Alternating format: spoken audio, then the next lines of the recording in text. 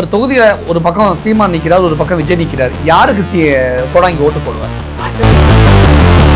ஒரு பக்கம் வந்து சின்மயி போனாங்க, ஒரு பக்கம் அம்பிகா போனாங்க, ஒரு பக்கம் பல பேர் அங்க வந்து போனாங்க. அது மட்டும் தான் பேசணும், மட்டும்தான் பேசணும் எல்லா இடத்துலயும். எதுக்கு எவன் பேசுறாலும் அடி விடும். அதுக்குதான் உதாரணம். பேசிக்கிட்டு இருக்கும் பொழுது இறங்கி போய் சினிமால வர மாதிரி இருந்துச்சு எனக்கு.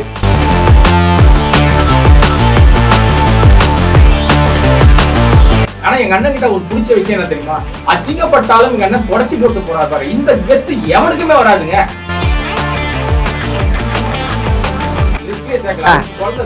இப்ப விஜய் குழந்தை நீங்க தற்கொலைன்றீங்க, அப்ப என்ன நினைப்பாங்க தமிழக கட்சி கலங்க? ஒருவேளை சீமான ஆதரிக்கிறாங்க அண்ணன்.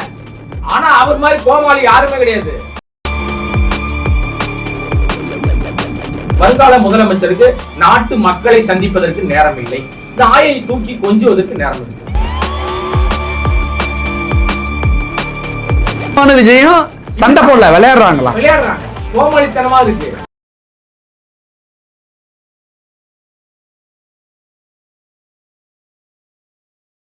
வணக்கம். இன்றைய நமது சிறப்பு விருந்தினர் சினிமா மற்றும் அரசியல் விமர்சகர் கோடாங்கி அவர்கள். வணக்கம் சார். வணக்கம். சீமான் நேற்று பேசின விஷயம் பெரிய அளவுல பேசும் பொருளா மாறி இருக்கு. விஜய அனில் பேசின விஷயமா, இறங்கி அடிச்ச விஷயமா? ஓ, சீமான் விஜய் இறங்கி அடிச்சிருக்காரா? ஓ, நீங்க விஜய் இறங்கி அடிச்சாருன்னு சொல்ல வரலங்க. இப்ப திடீர்னு ஒரு மேடையில பேசிட்டே இருக்கும் டக்குன்னு இறங்கி வந்து ஆமா குழந்தை பரபரப்பு. ஆமா, அதையும் தான் கேட்கிறேன். ஒன்னொன்னா கேட்போமே. ஃபர்ஸ்ட் அனில் குஞ்சில இருந்து ஒன்னொன்னா போலாம். ஏன் சீமான் அனில் குஞ்சுன்னு தமிழக கட்சிகளை தொண்டர்களை கலாய்ச்சாரு? எனக்கு தெரியல. டிவி கிரியா டிவிக்கேனா போய் ஓரமா போய் டிவி அப்படிங்கிறாரு. இப்ப என்னன்னா அவர் வந்து ஜோக்கர் ஆயிட்டாரு பாவம் சீமான். ஆமா, சீமான் ரொம்ப ஜோக்கர் ஆயிட்டாரு. ஏன் விஜய் இவ்வளவு தூரம் இறங்கி அடிக்கணும்? ஏன் இறங்கி போய் கலாய்க்கணும்? சார் வேற யாரை கலாய்க்கிறது சார்? வேற யார்கிட்டயும் போய் நீங்க வந்து போயிட்டு அவங்களுக்கு பேச முடியல. ஏன்னா பேசுறா ஜோக்கர் ஆயிடுறீங்க, கேவலமா உங்களை திட்டுறாங்க. இப்ப நீங்க போய் ஸ்டாலினை திட்டுறாருன்னு வச்சுங்களேன், அவங்க திட்டுறதுக்கான வாய்ப்புகள் நிறைய எதுவுமே இல்ல அங்க பேசுறதுக்கு. எடப்பாடியை கூட திட்ட முடியல உங்களால. தூய்மை பணியாளர்கள் விஷயத்துல ஸ்டாலினை திட்டி இருக்கலாமே சீமா. அதுதான் திட்டல இல்ல, ஏன்னா அங்க இங்க நடந்துச்சு, கலாய்ச்சாரு ஆனா திட்டல. ஆமா சார். ஆக்சுவலா என்னன்னா, இவர் வந்து முதல்வர் ஸ்டாலினை வந்து ஒரு பேசுற விஷயங்களா இருக்கட்டும், இப்ப எல்லாம் முன்னாடி எல்லாம் நிறைய பேசினார்ல, பேசின எல்லாம் அவருக்கே வந்து பூமரங்கன்னு சொல்லுவாங்க. ஒரு நீங்க தூக்கி போட்டா உங்ககிட்ட திருப்பி வரும். அந்த மாதிரி இவர் என்ன சொன்னாலும் அங்க இவருக்கே செருப்படி விழுந்துச்சு. யாருக்குன்னா சீமானுக்கு. அங்க சொல்ற எதுவுமே வந்து இவர் சொல்ற எல்லாம் குற்றச்சாட்டுகள் அனைத்தும் போலியான குற்றச்சாட்டு, உண்மை அதுல இல்ல. இப்ப நீங்க அந்த இந்த இவங்களுடைய போராட்டம் நடந்துச்சுல்ல, தூய்மை பணியாளர் போராட்டத்திலேயே இவரு அதுல ஒரு அரசியல் ஆதாயத்துக்காக ஏதோ ஒரு பண்ண போனாரு. ஆனா அது ஒன்னும் எடுபடல. நக்கல் பண்ணிட்டாரு, கிண்டல் பண்ணிட்டாரு. அது நக்கல் பண்ணாரு, ஆனா எடுபடல. ஆனா கடைசியில அதே தூய்மை பணியாளர்ல பல பேர் என்ன பண்ணிட்டாங்க, அரசாங்கம் எங்களுக்கு என்ன கொடுத்தாலும் ஓகேன்ற மாதிரி அப்படி ஒண்ணு போயிட்டாங்க. அரசாங்கம் வேற மாதிரி ஹேண்டில் பண்ணிச்சுன்னு வச்சுக்கலாம். உண்மை நிலவரம் எனக்கு தெரியல. சோ அதனால ஆனால் அது பெருசா இவங்க எதிர்பார்த்த அளவுக்கு போய் யாரு ஒரு பக்கம் வந்து சின்மயி போனாங்க, ஒரு பக்கம் அம்பிகா போனாங்க, ஒரு பக்கம் பல பேர் அங்க வந்து போனாங்க. மதுவந்தியில யாரோ போனாங்க சார். ஆனா யாருடைய அந்த கஸ்தூரியில இருந்து நிறைய பேர் போனாங்க. இப்படி எடுபடவே இல்லை எதுவுமே.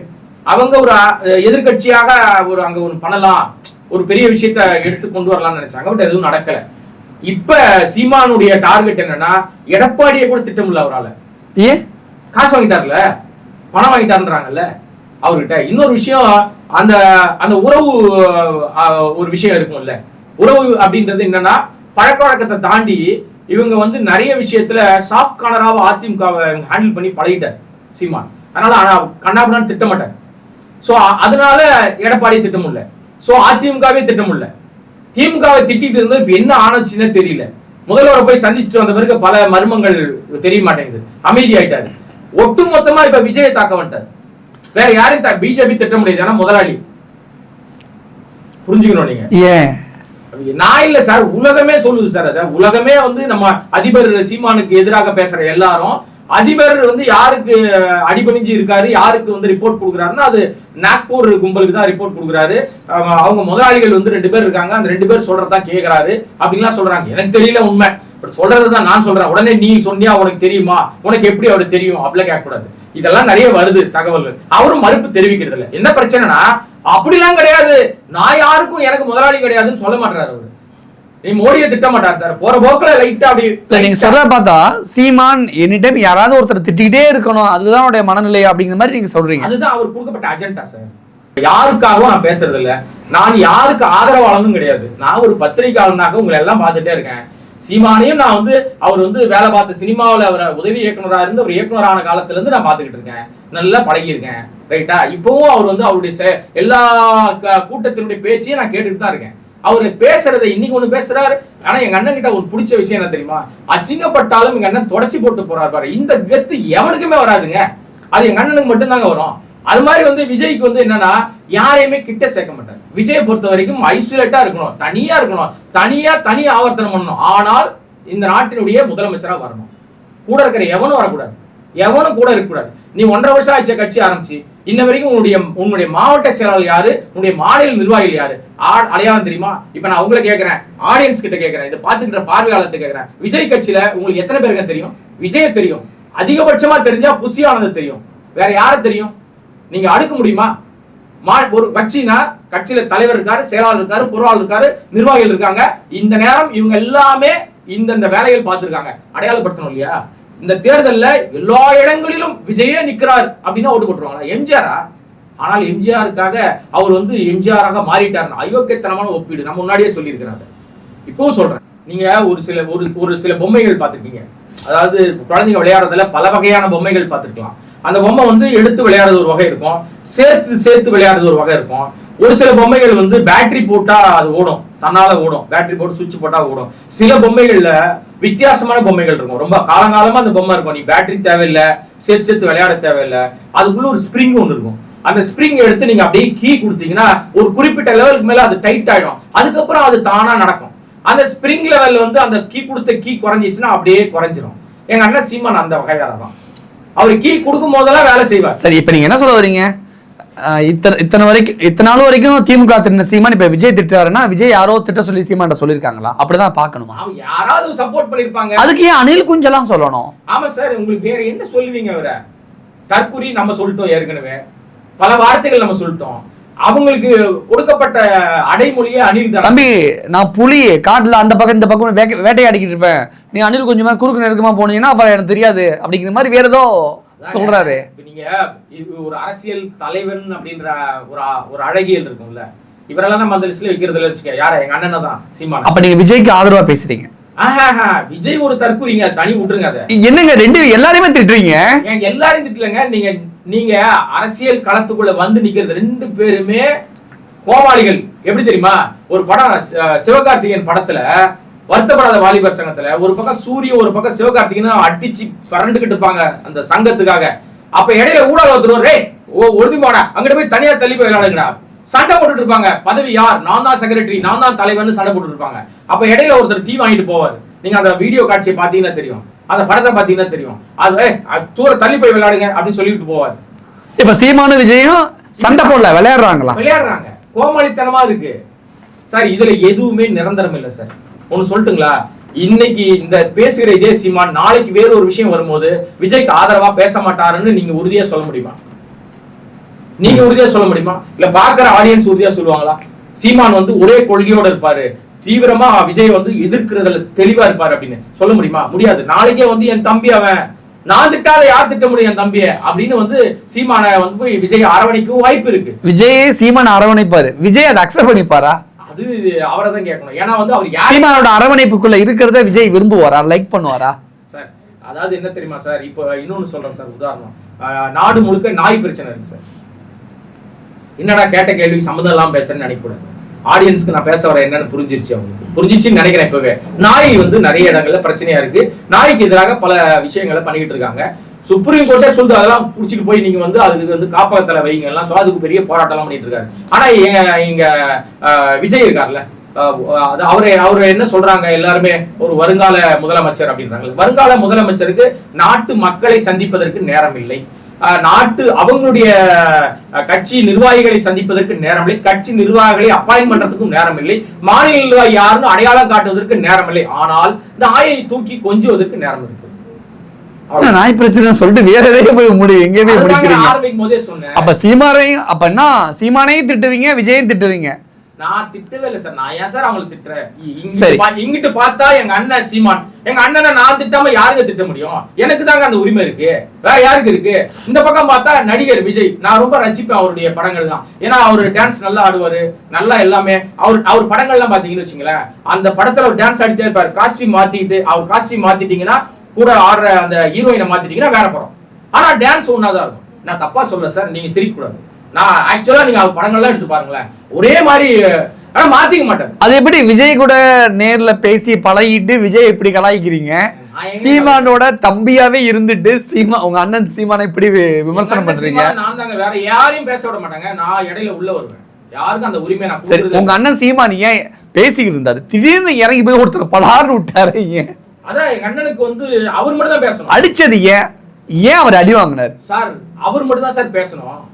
அவர் மட்டும் தான் பேசணும். மட்டும் தான் பேசணும் எல்லா இடத்துலயும். எதுக்கு எவன் பேசினாலும் அடி விழும். அதுக்கு தான் உதாரணம். பேசிக்கிட்டு இருக்கும் பொழுது இறங்கி போய் சினிமால வர மாதிரி இருந்துச்சு எனக்கு. சார் இவர் டைரக்டர் சார் அவரு. ஆனா படம் ஒண்ணு எடுத்துலாம் சம்பாதிக்கல. பூரா யாரை காமிச்சு, ஏன்னா பிரபாகரனை காமிச்சு மேதகு பிரபாகரன் பேரை சொல்லி சம்பாதிச்சு ஓடிட்டு இருக்காரு, வாழ்க்கையை ஓட்டுறாரு. இப்ப அங்கிருந்து வர்றதும் நின்று போச்சு போல இருக்கு. வேற இடத்துல தான் வருது இல்ல, நம்ம தான் ஏற்கனவே சொன்னோம்ல, நம்ம சொல்ல ஒரே உலகமே. ஏன் அடிச்சாரு சீமான்?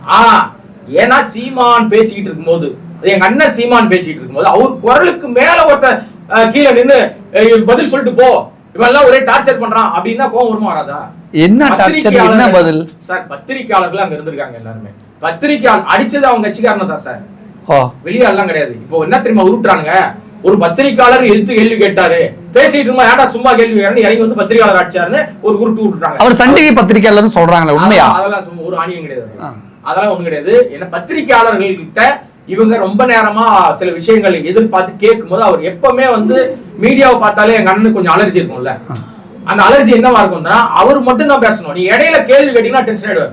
ஏன்னா மறந்துடுவார்ல, ஃப்ளோல போயிட்டு இருக்கும்போது வடிவேல் மாதிரி அண்ணன் ஃப்ளோல வந்துட்டு இருக்கா அப்படி கேட்கும்போது ஒருத்தர் வந்து ஏதாவது ஒண்ணு சொல்லுவாங்கல்ல, அண்ணன் ஃப்ளோல எதுவும் திட்டினியா அப்படின்ற மாதிரி கேட்பாரு டவுட்ல. சீமான் அடிச்சதும் அடி வாங்கினவரு நாம் தமிழர் தானா?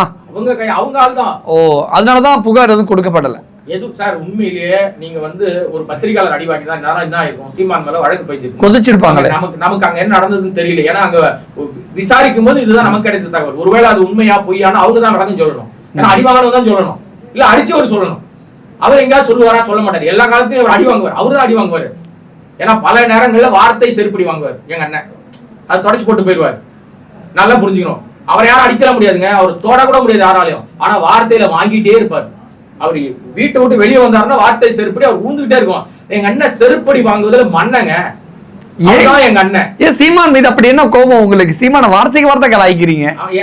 அவர் தாங்க இந்த தமிழ் தேசியத்தை தாங்கி பிடிக்கிறாரு, அடியில இப்ப தூக்கிட்டு இருக்காரு. இப்ப அரசியல் சினிமா விமர்சகர் கோடாங்கி அவர்களுக்கு ஒரே ஒரு ஆப்ஷன் தான் இருக்கு. அவர் தொகுதியில ஒரு பக்கம் சீமான் நிக்கிறார், ஒரு பக்கம் விஜய் நிக்கிறார். யாருக்கு கோடாங்கி ஓட்டு போடுவார்? ஆக்சுவலா வாக்குரிமையை வந்து வெளியில பொது வெளியில சொல்லக்கூடாதுங்க, பகிரங்கமா சொல்லக்கூடாது. நீங்க இப்ப வெளிப்படையா சொல்லி ஆகணும். சீமான் விஜய் 2 பேர் நிக்கிறாங்க, நடுவுல நீங்க ஒருத்தர் தான் சூஸ் பண்ணணும். யாரை சூஸ் பண்ணுவீங்க? இல்ல நான் சூஸ் பண்றது விடுங்க, இல்ல நீங்க யாருக்கு வாக்களிப்பீங்க அத சொல்லுங்க. விஜயா சீமானா? இல்ல அது ரகசியம், அது வெளிய சொல்லக்கூடாது சார், தப்பாயிடும் சார். அது வாக்குரிமை நான் கேட்கல, வாசகர்கள் கேக்குறாங்க. அங்க பாருங்க, வாசகர்களுக்கு உண்மை தெரியும். சொன்னா நான் வந்து அது வந்து ரொம்ப தவறான முன்னுதாரணத்தை வாசகர்களுக்கு நான் வந்து காமிக்கிறேன். அப்ப நீங்க விஜய் ஆதரிக்கிறீங்களோ? நீங்க சீமான திட்டறதுனால கோடாங்கி விஜய் ஆதரிக்கிறார் போல அப்படின்னு நினைச்சுப்பாங்க சார். விஜய் நான் லிஸ்ட்லயே இப்ப விஜய் குழந்தை நீங்க தற்கொலைன்றீங்க, அப்ப என்ன நினைப்பாங்க தமிழக வெற்றி கழகம்? ஓ, ஒருவேளை சீமான் ஆதரிக்கிறாங்க. ஆனா அவர் மாதிரி கோமாளி யாருமே கிடையாது. இப்படி எல்லாம் மாறி மாறி திட்டுனா கோடாங்கி அவர்கள் யாரதான் ஆதரிக்கிறாருன்னு எப்படி புரிஞ்சுக்கிறது? அந்த தொகுதியில யார் வெற்றி பெறுகிறார்கள் பார்க்கலாம். எனக்கு 2 பேர் நின்னாலும் சத்தியமா தோத்துருவாங்க சார். 2 பேரும் நின்னாலும் தோத்துருவாங்க. யாரோ ஒருத்தர் நிப்பார்ல, 3வது நபர், சரி நிச்சயமா இவங்க 2 பேர் மட்டும் நிக்க மாட்டாங்க. யாரோ ஒருத்தர் நிப்பார்ல, அவருக்கு சாதகமாயிடும். நான் என் கட்சி எல்லாம் சொல்லல, நீங்க உடனே கோத்து விட்டுற கூடாது. அந்த கட்சியா இந்த கட்சியா அதுவா நான் கேட்க வந்தேன். எனக்கு தெரியும் நீங்க யாருன்னு எனக்கு தெரியும் தம்பி, நீங்க நான் பாக்குறவங்கள. அதனால அது மேட்டர் இல்ல. விஷயம் என்னன்னா, எந்த தொகுதியில் நின்னாலும் சீமானுக்கு எதிராக ஒருத்தர் நிப்பாரு, விஜய்க்கு எதிராக ஒருத்தர் நிப்பாரு இல்லையா?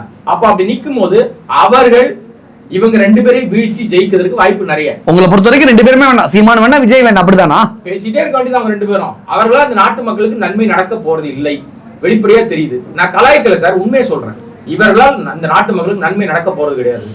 தேவையில்லாம பேசுறாங்க, தேவையில்லாம மக்கள்கிட்ட நான் நல்லது பண்ண வரேன். நல்லது பண்ணுங்க, யார் வேணான்றவங்கள அதுதானே முக்கியம். நீங்க என்ன பண்ண போறீங்கன்றத இதுவரைக்கும் இந்த நாட்டு மக்கள் புரிஞ்சுக்கிட்டாங்க. எங்க அண்ணன் சீமான் இருக்கார்ல, நல்லா புரிஞ்சுங்க. எங்க அண்ணன் சீமான் 10 ஆண்டுகளுக்கு மேலாக இந்த கட்சியை வந்து கட்டி காப்பாத்திட்டு வளர்த்துட்டே வராரு. அவரு மட்டும் வளர்ந்துகிட்டே இருக்காரு, கட்சியில இருக்கிற முக்கியமானவர்கள் எல்லாம் உதிர்ந்துகிட்டே இருக்காங்க. அவர் எப்படி தெரியுமா? எங்க அண்ணன் அவர் வந்து மரம் ரொம்ப ஸ்ட்ராங்கான மரம் சார்.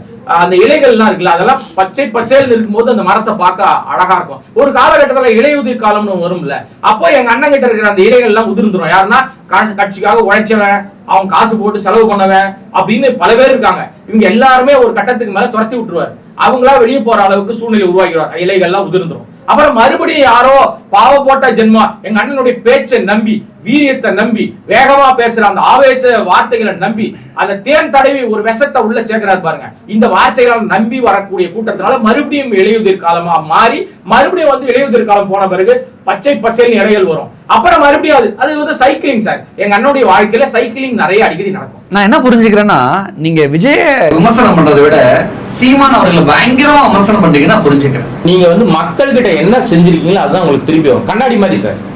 நம்ம தமிழ்நாட்டு வாக்காளர்கள் வந்து கண்ணாடி, முகம் பார்க்கிற கண்ணாடி நிஜத்தை மட்டுமே காட்டும், பொய்யும் புரட்டையும் காட்டாது. அப்ப நீ என்ன பண்ணிருக்கியோ அதான் காட்டும் உனக்கு. அதனாலதான் நம்பிக்கையோடு இருக்கிறாங்க. இப்ப ஆளுங்கட்சியா இருக்கிறவங்க நம்பிக்கையோட வந்து பேசுறாங்க, நாங்க தான் அடுத்து ஆட்சியை பிடிப்போம்னு. எடப்பாடி கூட நம்பிக்கையோட சொல்றாரு, நான் நல்லது பண்ணிருக்கேன்னு போய் ஊரா போறாரு. நீ என்ன பண்ணிருக்க? 10 வருஷத்துல சீமான் செஞ்ச ஒண்ணுமே இல்லை.